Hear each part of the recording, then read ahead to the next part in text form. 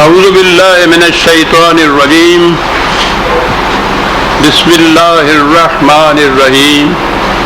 عزیزان من، آج اگست 1984 کی 3 تاریخ ہے اور درس قرآن کریم کا آغاز سورہ تکویر کی آیت 8 سے ہو رہا ہے۔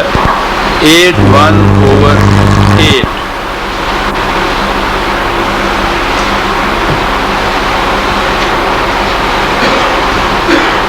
درس کے آغاز سے پہلے سابقہ درس کے ایک نقطہ کی وضاحت ضروری ہے۔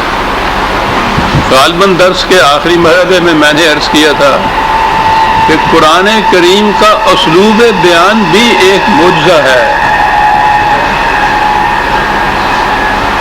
عرب کے جو اپنی زبان پہ اتنا نازاں تھے کہ وہ ساری دنیا کو عجم یعنی گونگا کہتے تھے، وہ بھی انگشت بدرنہ تھے کہ اس انداز اور اسلوب کے متعلق کیا کہیے۔ یہ نہ نظم ہے نہ نثر ہے، وہ اما تو چیزیں دیگری، اس انداز میں بھی یہ کوئی اور شے ہے، اور وہ شے ایسی ہے کہ جس کی مثل نہیں لایا جا سکتا، جس کی نقل نہیں کی جا سکتی۔ وہ عاجز آ گئے تھے اس کے اسلوب بیان پہ بھی، اور میں نے عرض کیا تھا کہ اس کے بعد بھی عربی زبان کے بڑے بڑے محقق غیر مسلم بھی اور مسلمان بھی، وہ بھی یہ تحقیق کرتے رہے کہ اس اسلوب بیان کے متعلق کیا کہا جائے۔ وہ شعر کے خصوصیات پہ بھی پورا اترتا ہے اور شعر نہیں ہے۔ خود قرآن نے کہا ہے، اللہ تعالیٰ نے، کہ ہم نے اپنے رسول کو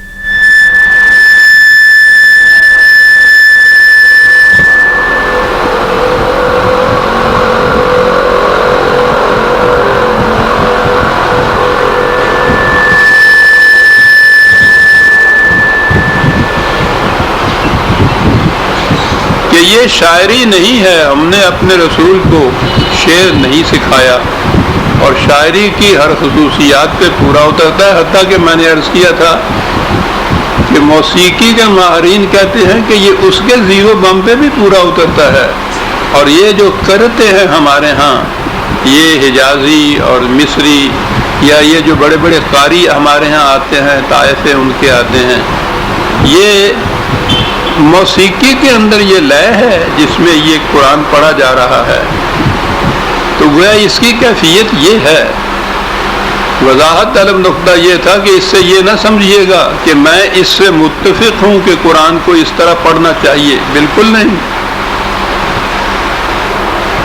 یہ تو امت کے خلاف ایک سازش تھی۔ امت کو قرآن کریم سے دور لے جانے کے لیے، بیگانہ رکھنے کے لیے، اور ایک اطمینان جھوٹا فریب نفس دلانے کے لیے یہ کیفیت پیدا کی گئی کہ اس کے ظواہر پہ ہی سارا زور دیا گیا کہ اس کے مطالب اور مقاصد ذہنوں سے دور رہیں۔ قرآن کو ناظرہ پڑھنا چاہیے، یعنی ناظرہ پڑھنے سے بہت ثواب ہوتا ہے۔ ناظرہ کے معنی اس کے الفاظ پڑھتے چلے جائیے اور الفاظ کے معنی نہ سمجھ میں آئیں۔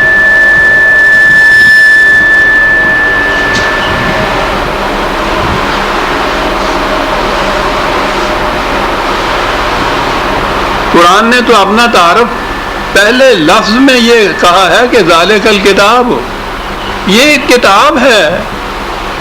تو کوئی دنیا کی کوئی کتاب ایسی بھی ہے کہ جس کے الفاظ کو پڑھیں اور کتاب کے معنی نہ سمجھ میں آئیں؟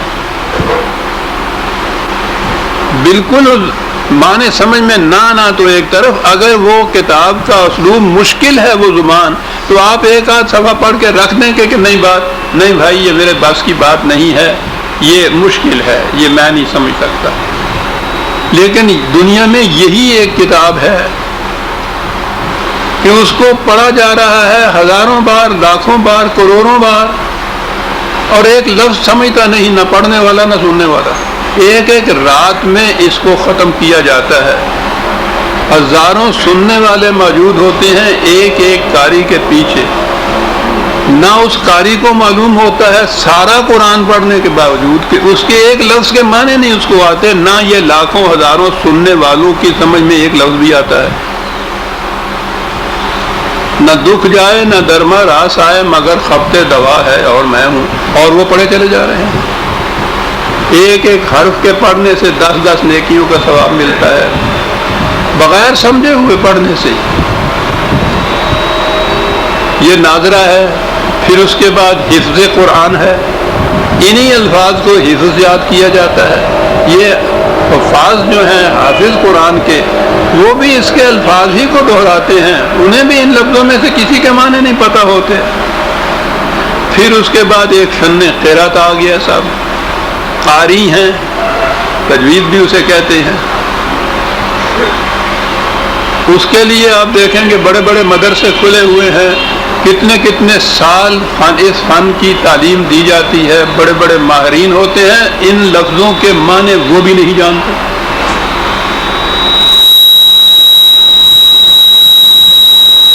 یعنی آپ نے غور فرمایا کہ امت مطمئن ہو گئی ہے اس بات سے کہ یہ وہ کتاب ہے کہ جس کے الفاظ کو دہرا لیا جائے تو مقصد پورا ہو جاتا ہے، ضرورت نہیں ہے کہ اس کے معنی بھی سمجھ میں آئے، مفہوم بھی سمجھ میں آئے۔ تو وہ کتاب جس کا مفہوم کوئی سمجھ میں نہ آئے، پڑھتے چلے جائیے، اس کتاب کے وجود سے مقصد کیا ہوا؟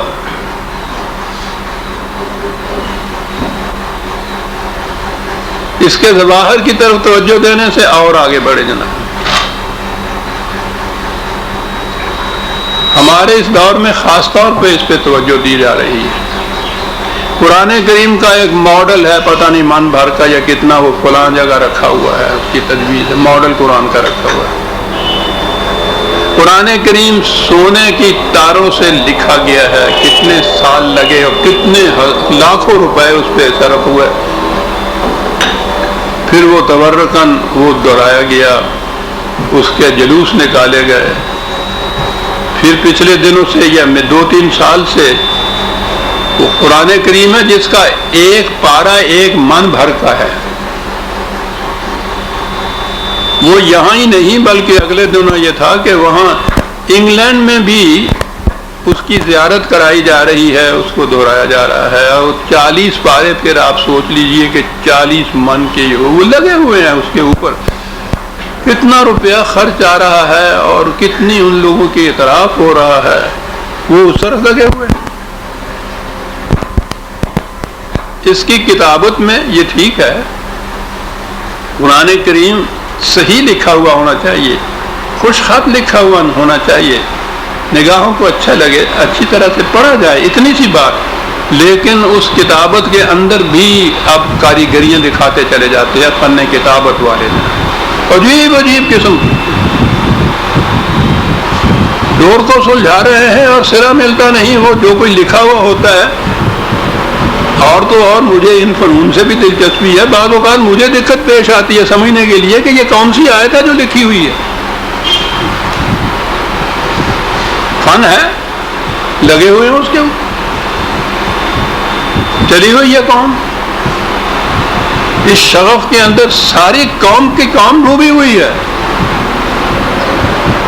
قرآن کے مطالب و معانی اور مقاصد کے متعلق کہیں کچھ نہیں کہا جا رہا۔ یہ جو گا گا کے پڑھنے والی بات ہے، بڑی دلچسپ چیز ہے۔ یہ ایک حدیث بیان کی جاتی ہے اور واقعی مطلب کے اعتبار سے بڑی عظیم ہے۔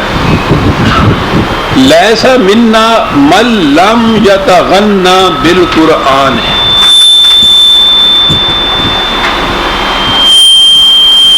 غور کیجئے کتنی بلند چیز ہے۔ جس شخص کو قرآن کسی اور چیز سے مستغنی نہیں کر دیتا، بے نیاز نہیں کر دیتا، غیر خداوندی رہنمائی سے، دنیا کی ہر چیز سے، جس شخص کو قرآن اس سے مستغنی نہیں کر دیتا، حضور نے کہا وہ ہم میں سے نہیں ہے۔ مستغنی نہیں کر دیتا قرآن۔ قرآن کی ایک آیت ہے، اس کا مفہوم یہ ہے، قرآن نے یہ کہا ہے خود اللہ تعالیٰ نے کہ کیا تمہارے لیے یہ کافی نہیں ہے کہ ہم نے قرآن نازل کر دیا ہے؟ وہ یہ کافی ہونا چاہیے انسان کو، انسانی رہنمائی کے لیے، ایک ضابطۂ حیات ہونے کے لیے قرآن مکتفی ہونا چاہیے، کافی ہونا چاہیے۔ کتنی عظیم ہے یہ حدیث نظر آتا ہے کہ واقعی نبی اکرم صلی اللہ علیہ وسلم کی روایت ہے کہ جس شخص کو قرآن غیر قرآنی چیزوں سے مستغنی نہیں کر دیتا وہ ہم میں سے نہیں ہے۔ اب یہ تغنا یہاں ایک لفظ آیا ہے، اس میں زیر کے ساتھ غین کے غنا پڑے تو اس کے معنی گانا ہوتا، تو اس کا ترجمہ کیا جاتا ہے جو قرآن کو گا کر نہیں پڑھتا وہ ہم میں سے نہیں ہے۔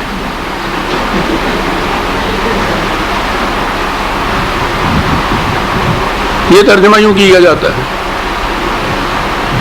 وہ ہم میں سے نہیں ہے۔ اندازہ لگائیے شدت۔ یہ سارا کچھ کیا ہے؟ ظواہر میں الجھا دینا ہے قوم کو تاکہ قرآن کے مفہوم اور معانی اور مقاصد اور مطالب وہ نگاہوں سے اجل رہیں، اس کی ضرورت ہی نہ سمجھی جائے، ساری عمر اسی طرح سے الفاظ کو دہراتے ہوئے چلے جائیں، مطمئن ہو جائیں کہ ہاں قرآن کی تلاوت ہو رہی ہے، ثواب ہو رہا ہے۔ یاد رکھیے عزیزان من، قرآن ایک کتاب ہے عربی مبین کی، خود قرآن نے کہا، خدا نے کہا ہے کہ ہم نے اس کو واضح کتاب بنایا ہے، مبین ہے، خود بھی واضح ہے اور ہر چیز کو واضح کر دینے والی ہے، نور ہے، روشنی ہے۔ یہ خدا کہتے ہیں، خدا نے کہا ہے کہ ہمارے ذمے تھی اس کی وضاحت، ہم نے وضاحت بھی کر دی ہے اس کی۔ ایسی کتاب کہ جو ضابطۂ حیات ہے، پوری انسانیت کے لیے رہنمائی کا کوڈ ہے، واضح ہے، روشن ہے،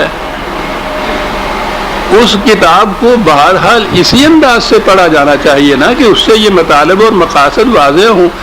اور وہ خود قرآن نے کہا ہے وَلَقَدْ يَسَّرْنَا الْقُرْآنَ، بڑا آسان ہے قرآن۔ اور واقعی میں کئی دفعہ یہ عرض کر چکا ہوں کہ عربی زبان میں بھی اگر زبان کے اعتبار سے بھی کوئی آسان سی کتاب شروع کرانی ہو کسی کو گرامر کے آداب سکھانے کے بعد تو وہ قرآن ہے، ورنہ عربی ادب تو اتنی مشکل چیز ہے پوچھئے نہیں، قرآن سہل ترین کتاب ہے اس میں سے۔ اس کو اس طرح سے پڑھنا چاہیے، نہ یہ کہ اس کے اندر وہ رکعتیں اور ناظرہ اور گانے اور وہ تجویدیں اور پھر اس کے بعد یہ 100 من کا قرآن اور اس کے بعد پھر یہ رنگا رنگ قسم کی نستعلیق اس کی کتابتیں، یہ سارا کچھ قوم کو الجھانے کے لیے ہے کہ قوم قرآن کے مفہوم کے قریب نہ آنے پائے، اپنے آپ کو مطمئن رکھے کہ ہاں ہم مقصد پورا کر رہے ہیں۔ تو پہلی چیز یہ یاد رکھیے گا کہ یہ چیز، یہ حربے ہیں قرآن سے امت کو دور لے جانے کے لیے۔ قرآن سمجھ پر پڑھنے کی کتاب اور پھر اس کے مطابق عمل کرنے کا ضابطۂ حیات ہے۔ اب اس وضاحت کے بعد ہم آتے ہیں درس کی طرف۔ چلا آ رہا تھا قرآن سے، پیچھے سے یہ چلا آ رہا ہے اور آگے بھی جائے گا۔ قرآن نے یہ بتایا ہے یہ کہ ایک دور آئے گا، یہ ٹھیک ہے کہ درمیان میں ایسا بھی دور کہ جس میں امت اس دین سے الگ ہو جائے گی، لیکن پھر کچھ نشانیاں بتائی ہیں قرآن نے کہ ایک دور اس کے بعد ایسا آئے گا جس میں یہ تغیرات ہوں گے۔ تو ان تغیرات کے بعد یہ بتایا ہے کہ پھر ایسا ایک نظام قائم ہوگا کہ جس میں ہر شخص کا عمل اس کے سامنے نمایاں طور پہ آ جائے گا اور غلط کام کے غلط نتیجے، غلط صحیح کام کے صحیح نتائج واضح طور پر اس دور میں سامنے آ جائیں گے ہر شخص کے۔ یہ آگے آیت آتی ہے، پہلے اس دور کی مختلف نشانیاں بتائی گئی ہیں کہ اس قسم کے تغیرات ہوں گے۔ وہ تغیرات 7 آیت تک تو ہم پہلے دیکھ چکے تھے، 8ویں آیت آئی تھی پچھلی دفعہ اور میں نے کہا تھا کہ بڑی اہم چیز ہے، ہم آگے چل کے درس۔ وَإِذَا الْمَوْءُودَةُ سُئِلَتْ بِأَيِّ ذَنبٍ قُتِلَتْ۔ موعودہ عربوں کے ہاں وہ لڑکی، عرب اپنی لڑکیوں کو زندہ درگور کر دیتے تھے پیدا ہونے کے بعد ہی اس کو، اور بعض اوقات تو وہ بچیاں خاصی عمر کی ہو جاتی تھی تو پھر اس کو دفن کرتے تھے، بہرحال وہ دفن کر دیے جاتے تھے۔ اس کو موعودہ کہتے تھے اس بچی کو میں اس آیت پہ تو بعد میں آؤں گا. خود انداز جو ہے اس آیت کا وہ تو پوچھو نہیں، وجد میں لے آنے والا ہے انسان کو.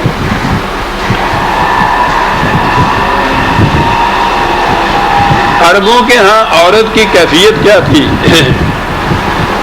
یہاں تو صرف معودہ کہہ کے بات چھوڑ دی ہے نا. وہ کیوں ایسا کرتے تھے؟ عورت کی ان کے ہاں پوزیشن کیا تھی؟ سورہ النحل آیت 16/58 16 اور 58 59 دو آیتیں ہیں. کہا ان کی کیفیت یہ ہے وَإِذَا بُشِّرَ أَحَدُهُمْ بِالْأُنثىٰ ظَلَّ وَجْهُهُ مُسْوَدًّا وَهُوَ كَظِيمٌ. جب کوئی آ کے ان کو خبر دیتا ہے کہ تمہارے ہاں بیٹی پیدا ہوئی ہے تو رنج کے مارے ان کا چہرہ سیاہ پڑ جاتا ہے، غلطاں و پیچا ہو جاتا ہے. وہ اس صدمے کو سن کر اس کی سمجھ میں نہیں آتا کیا کیا جائے. اور اگلی آیت ہے کہ یتوارا من القوم من سوء ما بشر بہ. اس منحوس خبر کے سننے کے بعد وہ اپنے لوگوں سے منہ چھپائے پھرتا ہے. ایک آیت میں قرآن نے بتا دیا کہ ان کے ہاں عورت کی حیثیت کیا تھی. وہ منہ چھپائے پھرتا ہے اپنے قوم کے، اپنے قبیلے کے لوگوں سے اس منحوس خبر کے سننے کے بعد کہ ہو کیا گیا، منہ چھپائے پھرتا ہے. اور اس کے بعد وہ سوچتا ہے کہ ایمسکہ علی ہون ام یدسہ فی التراب. پھر سوچتا یہ ہے کہ کیا میں یہ کلنک کا ٹیکا لیے ہوئے ساری عمر پھرتا رہوں اپنی قوم کے اندر، یا اس کو ابھی سے دفن کر دوں. الا ساء ما یحکمون. اور کیجئے کس قدر برے ہیں یہ خیالات، یہ فیصلے جو وہ دل میں کر رہا ہے. ایک آیت میں بات یہ صاف ہو گئی کہ اس ماحول میں، اس معاشرے میں عربوں کے ہاں عورت کا مقام کیا تھا.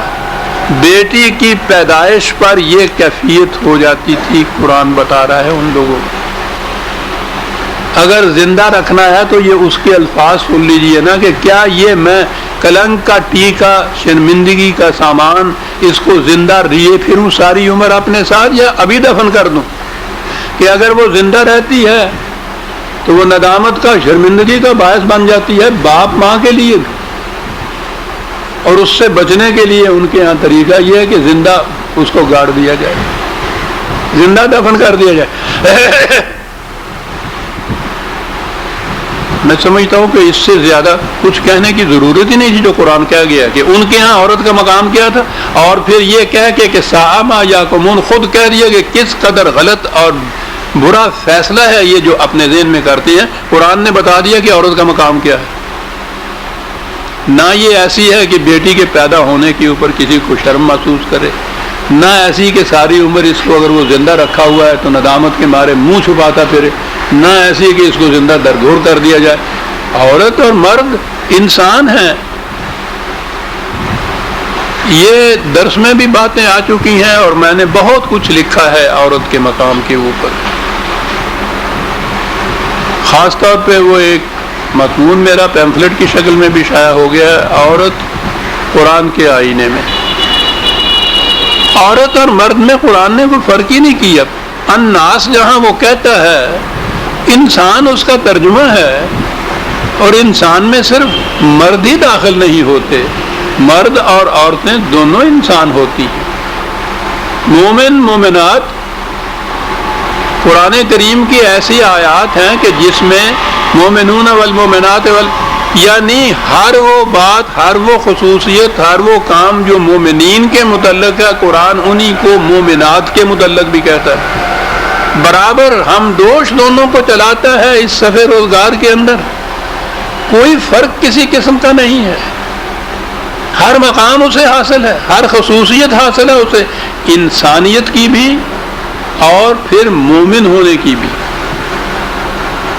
اس دنیا میں بھی آخرت کے اندر بھی قرآن کی آیتیں ہیں. دونوں کے متعلق یہ چیز ہے، برابر برابر دونوں کے متعلق. کوئی مقام ایسا نہیں ہے کہ جس میں عورت کو کہتر کم تر درجے پہ دکھایا گیا ہو مرد کے مقابل میں.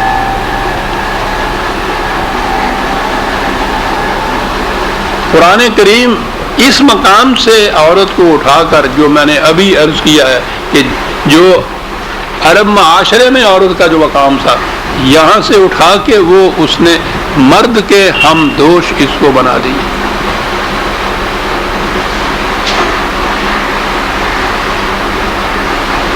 صدر اول کے اسلام کا زمانہ چلا گیا. مسلمانوں نے اپنے ہاں ہر اس چیز کو رائج کیا جس کو مٹانے کے لیے قرآن آیا تھا، اور اس میں پھر یہ چیز کہ جس کو وجہ ندامت سمجھ رہا تھا وہ عرب والا، انہوں نے پھر جب اس کے پیچھے پڑے ہیں ہاتھ دھو کے عورت کے، تو پوچھو نہیں کہ اس کا کیا مقام کیا. یہ کیونکہ زندہ دفن کرنا ایک معاشرے کا قانونی جرم تھا، قانونی جرم.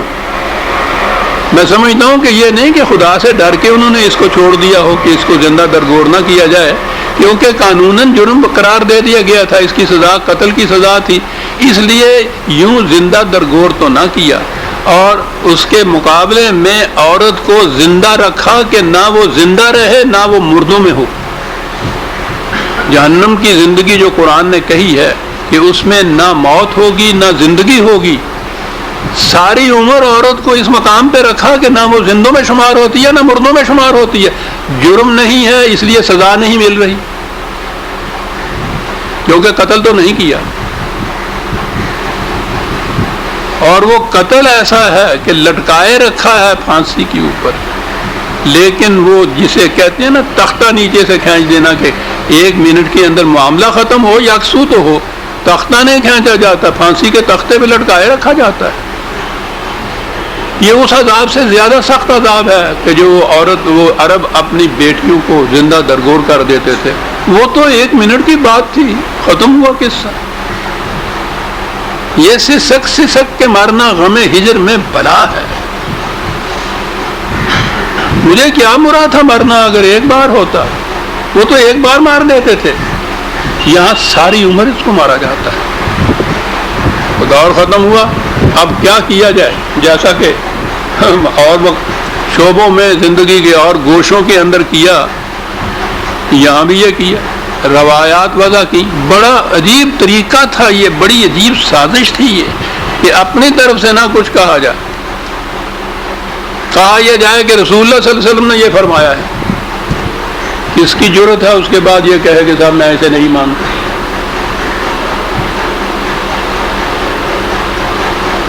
سند کیا ہے؟ یہ فرمایا ہے 200 سال 250 سال کے بعد بخارا سے، نیشا پور سے، آذربائیجان سے، سیستان سے یہ لوگ آتے ہیں، لوگوں سے ملتے ہیں، پوچھتے ہیں کہ صاحب کوئی بات رسول اللہ صلی اللہ علیہ وسلم کی آپ نے؟ کسی نے کہا کہ ہاں صاحب میں نے، میرے ابا جان نے، میرے والد نے مجھ سے کہا تھا یہ بات اس طرح کی. 200-250 سال بعد. اچھا، تو انہوں نے بتایا تھا کہ انہوں نے یہ کس سے سنی؟ کہ جی وہ انہوں نے کہا تھا انہوں نے اپنے والد سے سنی یا اپنے استاد سے سنی. انہوں نے اپنے والد سے سنی. 200-250 سال کے عرصے میں آپ سوچتے ہیں کہ کتنے نام لینے پڑیں گے درمیان میں، اور آخر میں آ کے یا کسی صحابہ کے اوپر بات، اور یا پھر یہ کہ رسول اللہ صلی اللہ علیہ وسلم نے ایسا فرمایا. اور کئی دفعہ یہ چیزیں آ چکی ہوئی ہیں. 6 لاکھ اس قسم کی باتیں تو امام بخاری خود کہتے ہیں کہ مجھے ملی لوگوں سے، اور میں نے ان کو خود اپنے قیاس سے پھر چھانٹا. اس میں سے چھانٹ کے 3000 کے قریب رکھی، اپنی کتاب میں درج کی. ویسے تو قریباً 6000 کے قریب ہے، وہ مقررات کو نکال دیا جائے تو اتنی بن جاتی ہیں وہ.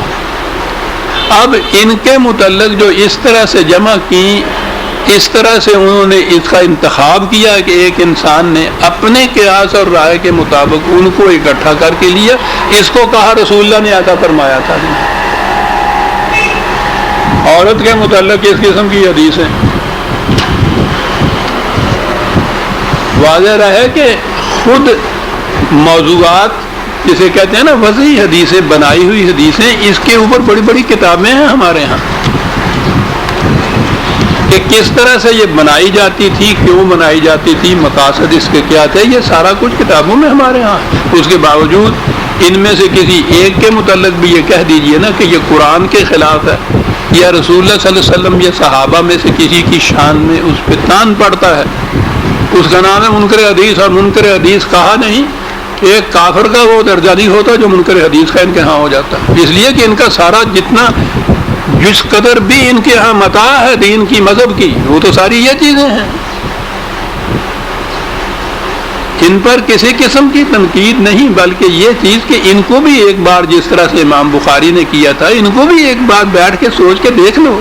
قرآن کے خلاف جاتی ہیں، کہہ دو کہ امام بخاری کو صحیح نہیں لگی. حضور کی شان کے خلاف جاتی ہیں تو کم از کم انہیں کو کہہ دو کہ یہ صحیح نہیں ہو سکتی. نہیں، ان کو اب ٹچ نہیں کر سکتے. عورت کے متعلق میں بہت کچھ لکھ چکا ہوں، میں نے عرض کیا. پہلی چیز صحیح حدیث میں ہے کہ عورت پسلی سے پیدا کی گئی ہے. یہ جو ہے نا صحیح حدیث میں ہے، یہ کہا اور ذہن میں آیا کہ ہاں یہ صحیح، رسول اللہ صلی اللہ علیہ وسلم نے ایسا فرمایا. یہ صحیح حدیث کے معنی ہوتے ہیں. یہ کتابیں ہیں 6 ان کے ہاں، ہمارے ہاں چلی آ رہی، صحائح ستہ، 6 صحیح حدیث کی کتابیں. یعنی انہوں نے صحیح بخاری تو آپ نے سنا ہوگا نا، اس نام کے ساتھ ہی صحیح رکھ دیا جاتا ہے. اس کے اندر کی جو کتاب وہ کوئی حدیث ہو جاتی ہے صحیح حدیث میں ہے. جناب صحیح حدیث میں ہے کہ عورت آدم کی پسلی سے پیدا کی گئی ہے، اور سب سے بلند پسلی سب سے زیادہ ٹیڑھی ہوتی ہے. بس تو اگر اسے سیدھا کرنے کی کوشش کرے گا تو تو اسے توڑ دے گا،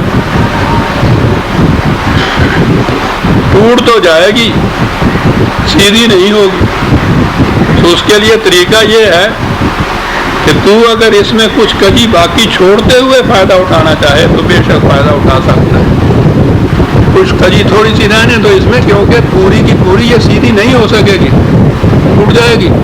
تو کچھ تھوڑی سی ٹیڑھی رہنے دو اس کو، اور پھر اس سے فائدہ اٹھا لو. یعنی اس سے یہ ایسی چیز ہے جس سے فائدہ اٹھائے گا مرد. یہ ہے مقام، ٹیڑھی رہنے دو.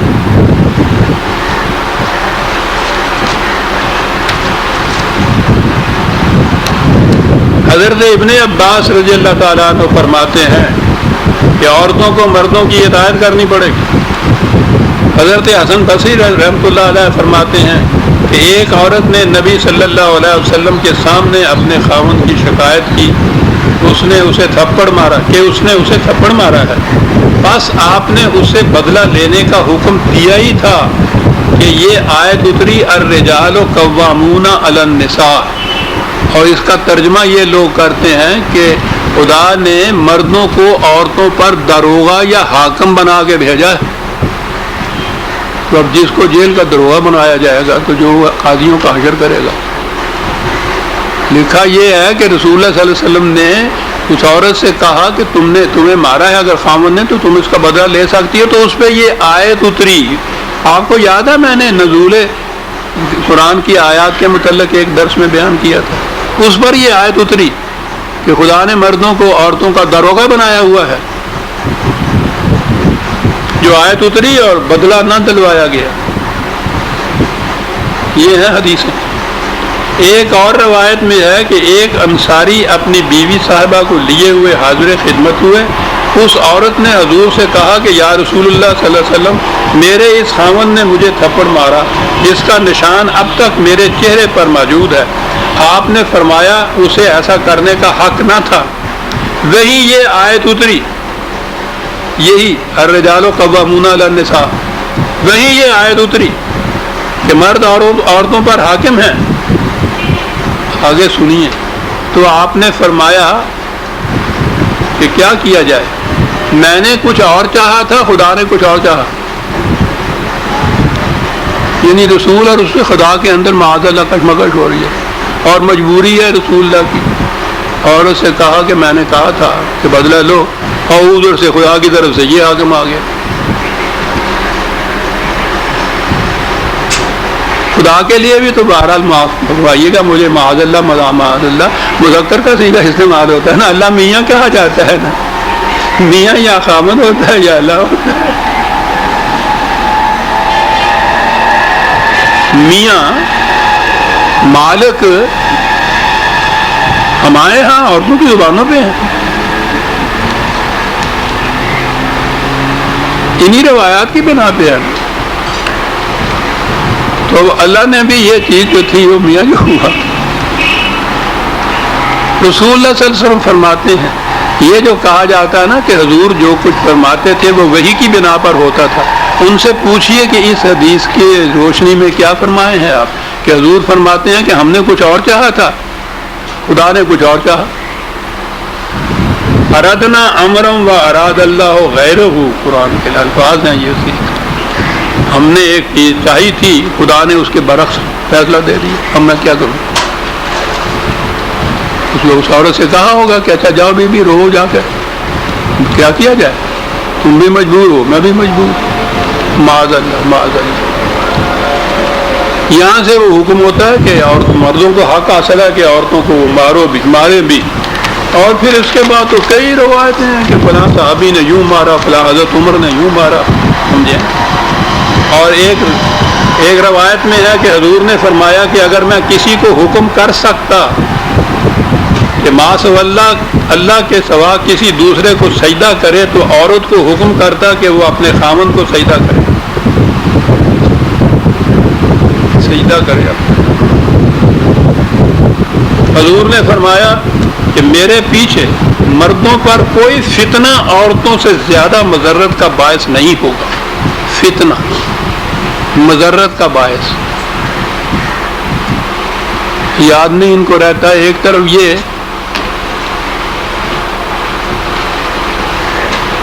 کہ ماں کے پاؤں کے نیچے جنت ہے، دوسری طرف یہ کہ عورتوں سے زیادہ فتنہ دنیا میں کوئی نہیں. تو جو ماں ہے وہ عورت نہیں ہوتی، یعنی فتنہ بھی ہے وہ سب سے بڑا، اور اس فتنہ گھر کے پاؤں کے نیچے جنت ہے. تو نظر آتا ہے کہ ان لوگوں نے جنہوں نے حدیثیں وضع کی، جب یہ عورت کہتے تھے تو اس سے ان کے ذہن میں بیوی ہوتی تھی، کیونکہ یہ دو چیزیں بظاہر یوں آمنے سامنے رکھنے سے وضع ہو جاتا نا کہ عورت اگر فتنہ ہے حضور کے بعد مضرت رساں ہے، تو پھر ایک ماں بھی تو بہرحال عورت ہے.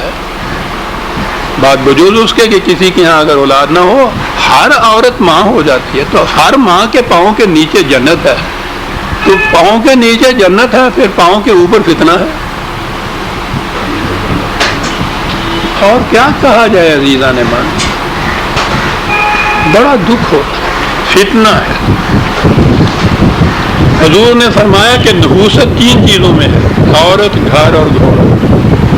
حضور نے فرمایا کہ میں نے جنت میں دیکھا تو وہاں اکثریت فقیروں کی پائی گئی جنت میں، بھیک بنگوں کی. اور دوزخ میں دیکھا تو اکثریت عورتوں کی نظر آئی. جن عورتوں کے پاؤں کے نیچے جنت تھی ان کی اکثریت دوزخ میں.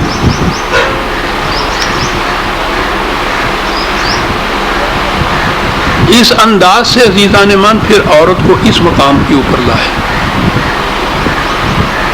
اب اس کے بعد آہستہ آہستہ پھر ملوکیت کے زمانے کے اندر اب عورتوں کو محلوں کے اندر بند کیا ہے، تو پھر تو باہر نہیں نکل سکتی. کوئی کام جو مرد کر سکتا ہے عورت کو اس کو مقرر نہیں کیا جا سکتا، کوئی ذمہ داری کا کام نہیں سنبھایا جا سکتا. چلتے گئے ہیں، چلتے آ رہے ہیں. اس اپنے دور میں آپ دیکھیے کہ روز کس کس قسم کے فتوے جاری ہو رہے ہیں، قانون بن رہے ہیں. قانون کس قسم کے بن رہے ہیں؟ عورت کے سامنے اس کے خاوند کو کوئی قتل کر دے، اس کی شہادت نہیں لی جا سکتی. فوجداری کے کیس آج کل یہ جو قانون آپ کے ہاں بن رہے ہوئے ہیں نا، یہ میں ان کی بات کر رہا ہوں. اس زمانے کی جب یہ روایات وضع ہوئی تھی، اس زمانے کی نہیں، اس زمانے میں ان روایات کی بنیادوں پر پھر فقہ کے قانون بنے. وہ فقہ کے قانون ہیں جو قیامت تک کے لیے اب آپ کے ہاں شریعت حقہ کا درجہ رکھتے ہیں. اب جو ہمارے ہاں نفاذ اسلام کا کہا جا رہا ہے، اس میں جو اسلامی قوانین بنائے گئے ہیں اور بنائے جا رہے ہیں، ان میں یہ چیز بھی ہے کہ قتل کے کیس میں، فوجداری کیس میں، قتل ہی نہیں، فوجداری کے کیس میں عورت کی شہادت ہی نہیں لی جا سکتی، قابل قبول ہی نہیں ہے۔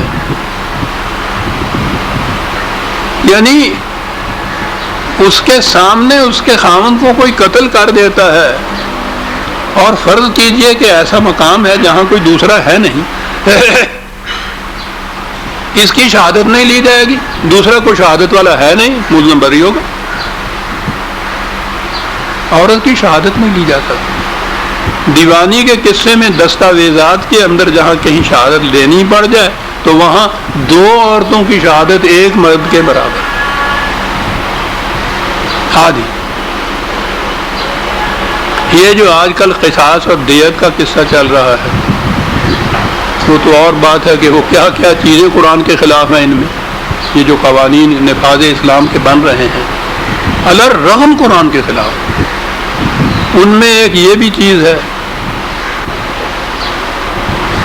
یعنی میں نے عرض کیا کہ بات بیچ میں آ گئی، قرآن کریم میں بنص صریح یہ کہا گیا ہے کہ قتل خطا جو ہے، غلطی سے کسی سے کوئی قتل ہو جائے کسی کا، تو اس میں اس کا خون بہا دلایا جائے گا، اس کی سزا موت نہیں ہوگی بلکہ خون بہا دلایا جائے گا۔ اس کو دیت کہتے ہیں عربی زبان میں، بلڈ منی جسے کہا جاتا ہے، وہ دلایا جائے۔ اور جو قتل عمد ہوگا، دانستہ کسی نہ کسی کو قتل کیا جائے گا، تو اس کی سزا موت ہوگی، اس میں دیت نہیں ہے۔ ہمارے ہاں جو قانون بنایا جا رہا ہے اس میں بھی دیت بھی ہے قتل عمد میں، اور مقتول کے وارثوں کو اس کا بھی حق ہے کہ وہ صلح کر لیں، قاتل سے معاف کر دیں، اس کو کچھ لے کے صلح کر دیں۔ سوچ لیجیے، قرآن قتل عمد میں یہ موت کی سزا دیتا ہے۔ بہرحال دیت قتل عمد میں ہو یا کسی میں بھی رکھیں، اگر مرد قتل ہو تو اس کی دیت فرض کیجئے کہ 10,000 روپیہ ہے، اس کی جگہ اس کی عورت قتل ہو تو اس کا خون بہا مرد سے آدھا ہے۔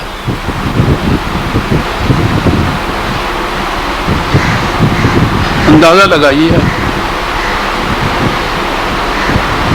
یہ ہے جو عورت کا مقام ہے۔ اب روز یہ فتوے جاری ہو رہے ہیں کہ آنے والے دستور میں، کانسٹیٹیوشن میں عورتوں کا مقام کیا رکھا جائے گا، کیا کیا اس کے حقوق ہوں گے۔ یہ سارا کچھ اس قرآن کے ماننے والی قوم کہہ رہی ہے جس نے یہ چیز کہی کہ یہ لوگ عورت کو یہ سمجھتے ہیں باعث عزت، باعث حد تک باعث ندامت۔ ان کی یہ کیفیت ہے، کتنا برا خیال ہے یہ جو دلوں میں لیے بیٹھے، کتنے برے غلط فیصلے ہیں یہ جو کچھ کر رہے ہیں۔ اور اس طرح سے ہم چلے آئے اس 1000 سال کے اندر، ان روایات کی روح سے، روایات کی بنیادوں پر جو فقہ کے قوانین بنے، ان قوانین کو شریعت کے قوانین قرار دیا۔ وہی رائج آپ کے ہاں کا اسلام رہا۔ اس سے پہلے وہ پرسنل یا ذاتی یا نجی چیز تھی، فتووں تک تھی، مولوی صاحب فتویٰ دیتے تھے، اب وہ چیز قانون کی حیثیت سے آپ کے ہاں وہ نافذ ہوگی۔ لیکن اس کے ساتھ ہی ایک اور چیز ہے جو قرآن نے کہی ہے، وہ اس دور کی بات کر رہا ہے نا، کہ اس دور میں عجیب عجیب قسم کے انقلابات آئیں گے، جو میں نے پچھلے درس میں عرض کر دیے تھے، بلکہ پچھلے 2 درسوں میں، کہ یہ ہوگا ایک انقلاب آئے گا۔ اس انقلاب کے اندر جہاں اور چیزیں قرآن نے کہی ہیں، ایک بات یہ بھی کہی ہے کہ وَإِذَا الْمَوْءُودَةُ سُئِلَتْ بِأَيِّ ذَنبٍ قُتِلَتْ۔ اللہ معاف رکھیے۔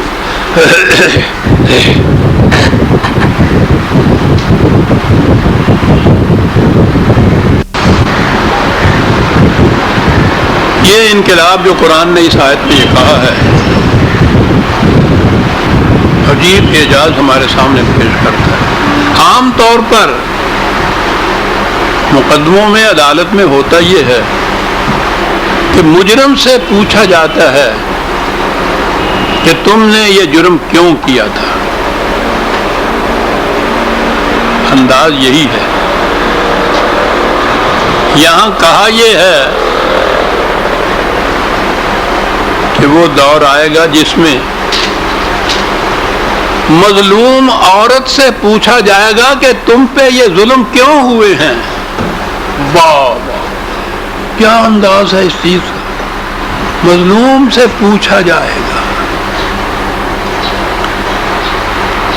ظالم نے وہ ظلم کیوں کیے ہیں یہ تو اتنے مبرہن ہیں، واضح ہیں، بین ہیں کہ ضرورت ہی نہیں پوچھنے کی. کیوں اس سے پوچھا جائے گا، مظلوم سے. انداز ہے یہ. وَإِذَا الْمَوْءُودَةُ سُئِلَتْ، اس مظلوم سے پوچھا جائے گا کہ بتاؤ بِأَيِّ ذَنبٍ قُتِلَتْ، کس جرم کی پاداش میں تمہیں ذبح کیا گیا. عورت سے یہ پوچھا جائے گا. یہ دور آئے گا. اور میں دیکھ رہا ہوں عزیز عزیمان، میں تو وجد میں آ جاتا ہوں. میں سمجھتا ہوں کہ معلوم نہیں ہے ایسا کرنے والوں کو. عورتوں کا کمیشن بٹھایا جا رہا ہے اور ان سے کہا جا رہا ہے کہ خود تم تحقیق کر کے بتاؤ کہ تم پہ یہ کچھ کیوں ہو رہا ہے.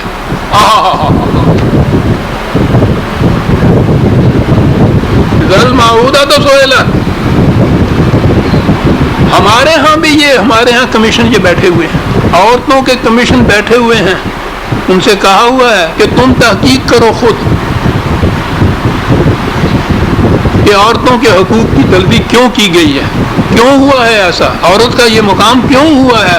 کمیشن مقرر ہو رہے ہیں یہاں حکومتوں کی طرف سے. وہ باقی جو حکومتیں پہلے دوسری ہیں، وہ کفار کی حکومتیں، انہوں نے تو اپنے ہاں یہ مسائل بہت پہلے طے کر دیے تھے. وہاں بھی یہی ہوا تھا. ایسے ہی نہیں دے دیے تھے انہوں نے بھی یہ حقوق. عورتوں نے اس کے خلاف اٹھ کے تحقیق کی، بغاوتیں کی تھی انہوں نے. اس کے بعد یہ کچھ ہوا تھا. لیکن یہ جو چیز ہے خود ہمارے ہاں جس کو کہتے ہیں کہ اب دیکھا جائے گا اسلام کی روح سے کیا بنتا ہے، عورتوں کا کمیشن ہے. ان سے کہا جاتا ہے کہ تم خود تحقیق کرو کہ تمہارے ساتھ یہ کیوں ہوا، کیا ہوا، کیا کس انداز سے تمہارے حق تلفی کی گئی. وَإِذَا الْمَوْءُودَةُ سُئِلَتْ بِأَيِّ ذَنبٍ قُتِلَتْ. قرآن ہے عزیزان ایمان، اس کا انداز ہی اپنا ہے. تو اس سے یہ نظر آتا ہے، یعنی ایک طرف یہ کچھ بھی ہے، یہ نہیں ہے کہ انہوں نے واقعی یہ قرآن کی روح سے یہ سمجھ لیا ہے کہ عورت اور مرد کا ایک ہی مقام ہے، عورت کو پس نہیں رکھنا چاہیے.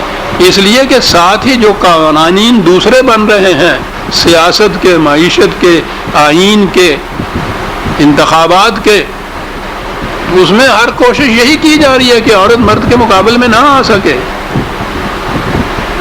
ایسی شرائط اس میں رکھی جا رہی ہے. ادھر یہ بھی ہے، لیکن ادھر زمانے کے تقاضے جسے میں کہا کرتا ہوں، قرآن کریم نے جسے فطرت کے قوانین کے تقاضے، تاریخ کے تقاضے، ملائکہ کے تقاضے کہہ کے پکارا ہے، وہ زمانے کے تقاضے ہیں. زمانے کے تقاضوں کی روح سے، یعنی اسلام کی روح سے وہ ایسا کرنے کے لیے مجبور نہیں اپنے آپ کو پا رہے. اسلام کی روح سے تو اب بھی وہ عورت کے متعلق اس کو ووٹ نہیں دینا دیتے. یہ کیا چیز ہے جس کی بنا پہ ایسا ہے؟ یو این او کے چارٹر کے اندر یہ چیز موجود ہے. انہوں نے جو حقوق دیے ہیں، بنیادی حقوق انسانیت، فنڈامنٹل ہیومن رائٹس، تو ہیومن میں انہوں نے عورت مرد دونوں کو شمار کر دیا. اس چارٹر پہ دستخط کیے ہوئے ہیں مسلمانوں کی مملکتوں نے بھی. ان کی وجہ سے اپنے آپ کو مجبور پا رہے ہیں کہ وہاں اگر سوال اٹھایا گیا کہ یو این کے چارٹر میں جو حقوق دیے گئے ہیں عورتوں کو مردوں کے برابر میں، تمہارے ہاں اس پہ عمل ہو رہا ہے یا نہیں ہو رہا، وہ مجبوری ہے.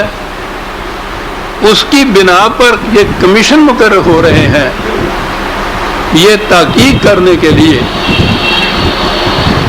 کہ کون کون سے حقوق ہیں عورتوں کے جو تلف کیے گئے ہیں اور کس طرح سے کیا کیا حقوق ان کو دیے جا سکتے ہیں. بِأَيِّ ذَنبٍ قُتِلَتْ. اور پھر یہ چیز اس دور کی ہے کہ جب یہ بات یوں ہی نہیں کہ کسی گاؤں میں بات ہوئی گاؤں تک رہ گئی، شہر کے کسی محلے میں کوئی واقعہ ہوا تو محلے تک رہ گیا. دور وہ ہوگا وَإِذَا الصُّحُفُ نُشِرَتْ. ذرائع ابلاغ جو ہیں، صحف لکھی ہوئی چیزیں، اخباریں، رسائل، مجلات، کتابیں، نشرت. اس زمانے میں اگر کہیں کوئی کتاب لکھی بھی جاتی تھی تو کاغذ ہی نہیں ہوتا تھا، ہرن کی کھالوں پہ، پتوں پہ، ہڈیوں پہ، اور ایک خاص قسم کا کرتاس ہوتا تھا، اس پہ بڑی محدود تعداد کے اندر کتاب جو تھی وہ لکھی جاتی تھی. اگرچہ قرآن کا اعجاز اس زمانے میں بھی ایسا تھا کہ ذرائع اتنے محدود تھے کتابت کے، اشاعت کے، لیکن تاریخ بتا رہی ہے حضرت عمر رضی اللہ تعالیٰ عنہ کے زمانے میں قرآن کے قریب 1,00,000 نسخہ عالم اسلام میں اس زمانے میں موجود تھا. اتنا شغف تھا قرآن کے ساتھ مسلمانوں کو. بہرحال کہا یہ کہ یہ دور وہ آئے گا کہ جس میں پھر یہ باتیں یوں ہی محدود طبقے میں نہیں رہیں گی، بلکہ یہ ذرائع ابلاغ، صحیفے، اخباریں، مجلات، کتابیں، نشرت عام پھیل جائیں گی یہ چیزیں. اس لیے اس زمانے میں پھر مظلوموں کو دبانے والے جو ہیں ان کے لیے یہ بھی مشکل ہو جائے گی کہ بات بڑی عام ہو جائے گی، پھیل جائے گی. یورپ میں کتابیں لکھی جا رہی ہیں کہ مسلمانوں کے ممالک میں عورتوں کی کیا کیفیت ہے، اور کچھ نہیں تو بہرحال ان ممالک کو اس کی ہی تو کچھ شرم آئے گی نا. وہ تو شرم کے مارے کہتا تھا کہ زندہ رکھوں یا مار دوں. یہ تو یہ ہے نا کہ یہ ممالک لکھ رہے ہیں کہ تمہارے ہاں عورتوں کا کیا حال ہے. اذا الصحف نشرت، اور زمین ہی کی بات نہیں،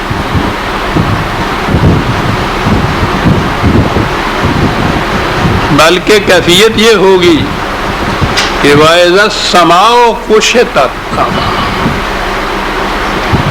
کشطت، کشطہ ہوتا ہے نقاب کشائی کرنا،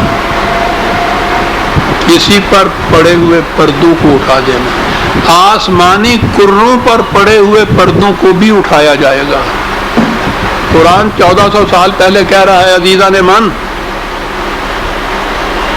150 سال پہلے بھی کسی کے ذہن میں نہیں آ سکتا تھا کہ یہ فضائی کروں پر پڑے ہوئے پردے بھی اٹھائے جا سکتے ہیں. کرے ہی سمجھ میں نہیں آتی تھی کہ یہ کیا ہے. ہمارے ہاں تو اب تک یہ بات چل رہی ہے. وہ مدینہ منورہ کے وہ یونیورسٹی کے چانسلر کہہ رہے ہیں کہ جو یہ کہے کہ زمین گھومتی ہے وہ مرتد ہے، اس کی سزا موت ہے. فضائی کروں کے متعلق یہ چیز اس دور کی یہ بات، اور کیا انداز ہے کہ ان میں کیا کیا جائے گا. عدم تحقیق کی روح سے جو ان کے اوپر پردے پڑے ہوئے ہیں، لفظ ہے کشطت. یہ ایسے نقاب کشائی کرتے ہیں نا ہمارے، ان پر پڑے ہوئے پردے اٹھائے جائیں گے. تو بات یہ زمین تک ہی نہیں رہے گی. سادی نے تو یہ چیز ذرا طنز میں ہی کہی تھی کہ تو کارے ضمیرہ نکو ساختی کہ نیز آسمان کے بر آسمان نیز پرداختی، کہ زمین کے سارے معاملے سنوار چکا ہے تو، کہ جو اب آسمانوں کی سوچ رہی ہے تمہیں. ٹھیک بات ہے. ان قوموں نے بہرحال اپنی اپنی قومی دائرے کے اندر تو زمین کے معاملے سنوار ہی لیے ہوئے ہیں. اپنی قوم کے دائرے میں جہاں دوسری قوموں کے ساتھ واسطہ پڑتا ہے وہ اسی طرح کے وحشی ہیں جس طرح کے وحشی آج سے 1000 سال پہلے کا انسان ہوتا تھا. لیکن بہرحال اس کے باوجود انہوں نے آسمانی کروں پر پڑے ہوئے پردوں کو بھی اٹھانا شروع کر دیا ہے. دور وہ آ گیا ہے جس میں قرآن کی یہ چیز بھی سامنے آ جائے گی. اور اس دور میں یہ چیزیں جو ہیں یہ تو خارجی کائنات کی ہے نا، کہ عورتوں کے متعلق یہ ہوگا کمیونیکیشن کے ذرائع مواصلات اتنے عام ہو جائیں گے، وہ وحشی بستیاں وہ بھی تہذیب و تمدن کے دعوے دار ہوتی چلی جائیں گی، یہ ساری چیزیں ہوں گی۔ لیکن قرآن تو یہ چیز نہیں کہ یہ تاریخ کی کتاب یا طبیعیات کی کتاب ہے کہ یہ فزکس کے متعلق یا اسٹرانومی کے متعلق یہ باتیں بتا رہا ہے، وہ تو ایک خاص مقصد کی طرف لانے کے لیے کہہ رہا ہے نا، کہ یہ کچھ ہونے کے بعد پھر ایک نظام ایسا قائم ہوگا۔ میں 2 آیتیں چھوڑ کے تیسری آیت پہ آتا ہوں، علمت نفس ما احضرت، کہ جس میں ہر شخص کا عمل جو کچھ اس نے کام کیا ہے اس کام کا نتیجہ وہ دیکھ لے گا اپنے سامنے۔ اب تو یہ چیز ہے نا کہ جرائم اگر کچھ کسی کے پاس اتنی وسعت ہے ان کو چھپانے کی، اس پہ پردہ ڈالنے کی، سینکڑوں جرائم چھپے ہوئے چلے جا رہے ہیں، آتا ہی نہیں۔ اچھے کاموں کا صلہ تو بہرحال ملتا ہی کسی کو ہے۔ ہر شخص یہ کہہ رہا ہے کہ میاں دیانت دار بن کے کیا کمانا ہے تم نے، ایمانداری سے تو روز تجارت میں گھاٹا ہوتا ہے۔ کہا ہے کہ یہ وہ دور آئے گا کہ جس میں ہر شخص کا کام، اس کا نتیجہ اس کے سامنے آ جائے گا، چھپا نہیں کوئی سکے گا، نہ ہی کوئی چیز ان ریوارڈڈ رہ جائے گی کہ اچھے کام کا صلہ نہ ملے، برا کام چھپا ہوا رہے۔ یہ نہیں، ایسا نظام آئے گا، اور اس کے لیے پھر یہ 2 لفظ قرآن نے جو پہلی آیتیں 2 تھیں، وَإِذَا الْجَحِيمُ سُعِرَتْ وَإِذَا الْجَنَّةُ أُزْلِفَتْ، یوں سمجھیے کہ پھر یہ جہیم اور دوزخ مجرموں کے لیے بھڑکایا جائے گا کے لیے۔ اور اگلی آیت جو ہے اس کے لیے پھر وقت ختم ہو گیا آج، اسے پھر ہم آئندہ کے لیے اٹھا رکھتے ہیں کہ بات اس میں بھی بڑی اہم کہی گئی ہے۔ سورہ التکویر کی ہم آیت 12 یا 13 تک آ گئے، اس کے بعد آئندہ درس میں ہم دیں گے۔ ربنا تقبل منا انک انت السمیع العلیم۔ شکریہ۔